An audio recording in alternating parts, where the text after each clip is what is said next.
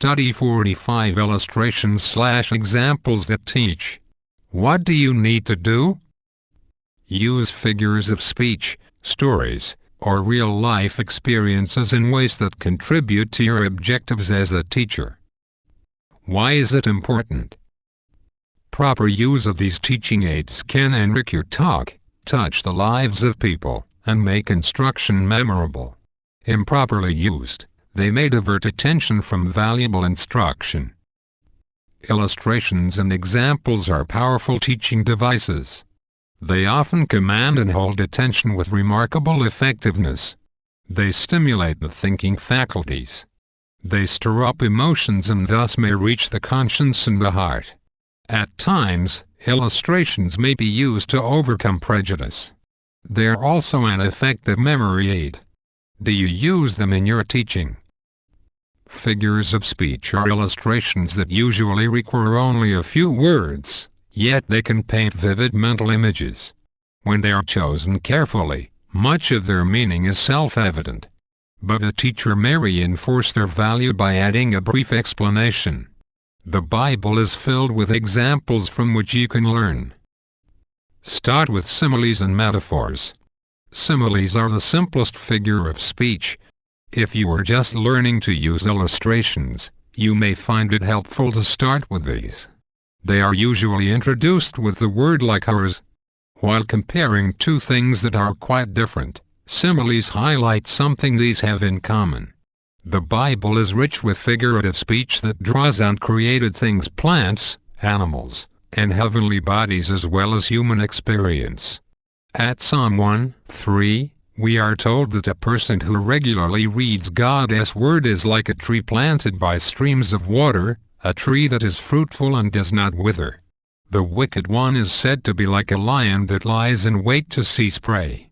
Psalms 10:9. Jehovah promised Abraham that his seed would become like the stars of the heavens for number and like the grains of sand that are on the seashore.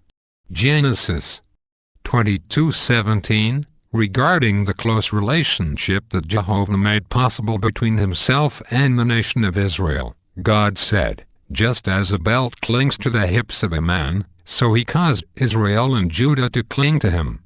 Jeremiah 13:11.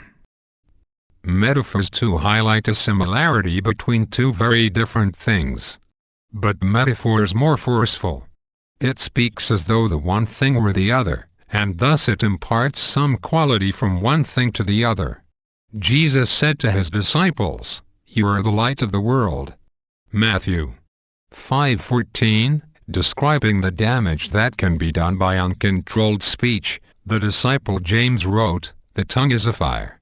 James 3:6, to Jehovah, David sang, "You are my crag and my stronghold." Psalms 31:3, a metaphor that is well chosen usually needs little or no explanation. Its forcefulness is enhanced by its brevity. A metaphor can help your audience to remember a point in a way that a simple statement of fact does not. Hyperbole is exaggeration, which must be used discreetly or it could be misunderstood. Jesus used this figure of speech to paint an unforgettable picture when he asked, "Why, do you look at the straw in your brother's eye, but do not consider the rafter in your own eye?" Matthew 7:3. Before you try to use this or other figures of speech, learn to make effective use of the simile and the metaphor. Use examples. Instead of using a figure of speech, you may choose to employ examples, whether fictional narratives or real-life experiences, as teaching aids. These tend to get out of hand, so they need to be handled well. Such examples should be used only to support points that are truly important, and they ought to be presented in such a way that the point of instruction is remembered, not merely the story. Although not all examples have to be actual occurrences, they should reflect true life attitudes or situations. Thus, when teaching how repentant sinners ought to be viewed, Jesus illustrated his point by telling about the rejoicing of a man who found his lost sheep. Luke 15:1-7, In reply to a man who was failing to get the full import of what the law meant by the command to love one's neighbor, Jesus related a story about a Samaritan who helped an injured man after a priest and a Levite failed to do so. Luke 10:30-37. If you learn to be a keen observer of people's attitudes and actions, you can make effective use of this teaching device. The prophet Nathan related an imaginary situation as a means of reproving King David. The story was effective because it avoided a situation that might have led David to react with self-justification. The story involved a rich man who had many sheep and a man of little means who had just one female lamb that he was raising with tender care. David himself had been a shepherd, so he could understand the feelings of the owner of that lamb. David reacted with righteous indignation against the rich man who had seized the poor man's cherished lamb. Then Nathan straightforwardly said to David, "You yourself are the man." David's heart was reached, and he sincerely repented. 2 Samuel 12:1-14. With practice, you can learn to deal with emotional issues in an appealing manner.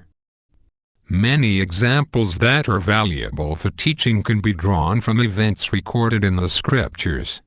Jesus did this in a few words when he said, "Remember the wife of Lot." Luke 17:32, when detailing the sign of his presence, Jesus referred to the days of Noah. Matthew 37-39, in Hebrews chapter 11, the Apostle Paul referred to 16 men and women by name as examples of faith. As you become well acquainted with the Bible, you will be able to draw powerful examples from what the Scriptures say about the events and people named in its pages. Romans 15:4, 1 Corinthians 10:11. At times you may find it beneficial to reinforce a point of instruction with a real-life, modern-day experience. When doing this, however, be careful to use only experiences that have been verified and to avoid those that would unnecessarily embarrass anyone in your audience or that would draw attention to a controversial subject that is not at issue. Remember, too, that the experience should serve a purpose. Do not relate needless details that tend to divert attention from the objective of your presentation. Will it be understood?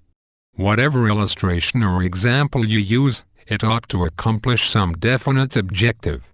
Will it do that if you do not make application of it to the subject under discussion? After referring to his disciples as the light of the world, Jesus added a few remarks about how a lamp is used and what responsibility this implied for them. Matthew 5:15-16. He followed up his illustration of the lost sheep with a comment about the joy in heaven over a sinner who repents. Luke 15:7, and after his story about the neighborly Samaritan, Jesus asked his listener a pointed question and followed it up with some direct counsel. Luke 10:36-37. In contrast, Jesus explained his illustration about the various kinds of soil and the one about the weeds in the field only to those humble enough to ask, not to the crowds.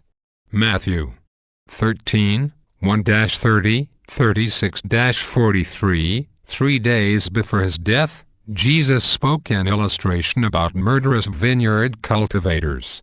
He made no application, none was needed. The chief priests and the Pharisees took note that he was speaking about them.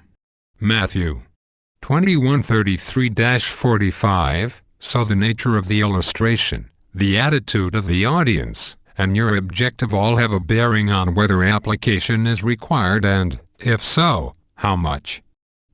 Developing the ability to use illustrations and examples effectively takes time, but the effort is well worth it. Well-chosen illustrations couple intellectual appeal with emotional impact. The result is that the message is conveyed with a force that is not often possible with simple statements of fact. How to get appropriate ones. Read the Bible regularly, take note of the illustrations, meditate on the value of the examples.